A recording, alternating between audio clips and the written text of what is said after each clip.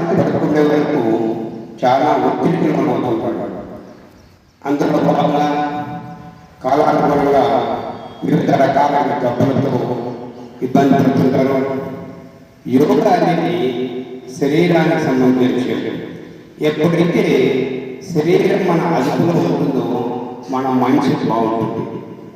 అందులో భాగంగా యోగా చేయడం వల్ల మనిషి అనేది బ్రహ్మాండంగా తన యొక్క తేజస్వంతమైన మనస్సుతో వికాసింపజేస్తాడు. అందుకే మేము ఈ యోగా అనేది ప్రతి మనిషికి యోగా అనేది అవసరం.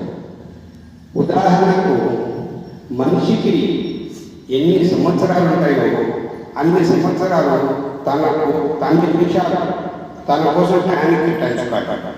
ఉదాహరణకు 40 years 40 ఏళ్ళు ఉంటుంది. 40 నిమిషాలైనా దినచర్యలో తనకంటూ కేటాయించుకోవాలి. అప్పుడే ఆరోగ్యం ఉంటుంది. భగవంతుడు 24 గంటలు ఇచ్చాడు.